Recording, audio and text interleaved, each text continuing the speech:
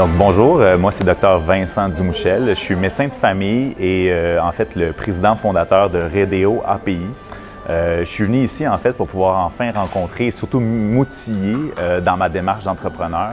Vous savez que pouvoir lancer une entreprise en santé, en technologie de la santé dans mon cas, n'est pas nécessairement une tâche facile considérant tous les acteurs du système qu'il y a en place.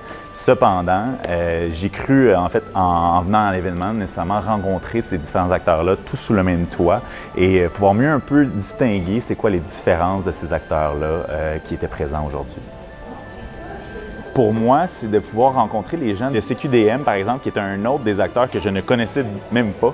Il s'agit tout bêtement d'être assis à côté de quelqu'un, se tourner vers cette personne, lui serrer la pince, lui demander qu'est-ce qu'il fait nécessairement, puis pourquoi il est ici lui aussi.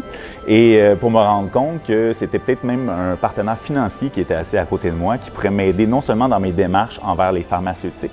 Donc, il y avait à côté de moi, à ma gauche, quelqu'un de chez Roche Canada, avec qui j'ai eu une bonne discussion. Et à ma droite, il y avait quelqu'un de CQDM qui représente les intérêts des pharmaceutiques ici au Québec. Et après avoir un peu élaboré sur c'était quoi mon projet à moi, qu'est-ce que j'essaie de changer pour les Québécois, bien, on s'est rendu compte qu'on avait peut-être une collaboration à faire entre le CQDM qui pouvait m'aider à m'interfacer comme une nouvelle entreprise et comme une nouvelle pousse avec Roche Canada qui était juste à côté de moi. Donc, nécessairement, il y a quelques emails qui vont s'échanger à la suite de l'événement et je pense que ça va porter fruit, j'espère, pour les Québécois là, grâce à cette innovation qu'on va mettre en place.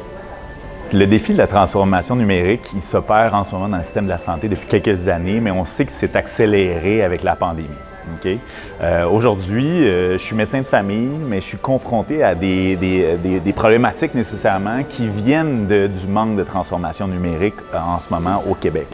Nécessairement, InVivo devient un partenaire super intéressant dans cette mission-là. Okay? Autant dans l'outillage, c'est-à-dire comment est-ce qu'un entrepreneur comme moi peut finalement apporter des solutions au système de la santé via des stratégies qui peuvent être numériques, technologiques, mais aussi pour m'interfacer avec des corporations, des entreprises, des entités qui ont de l'importance, que ce soit des pharmaceutiques, que ce soit des assureurs, par exemple, qui vont tous participer à cet écosystème-là et avec qui je dois avoir les bonnes discussions au bon moment si on veut pouvoir faire une différence dans la vie des gens québécois ici chez nous.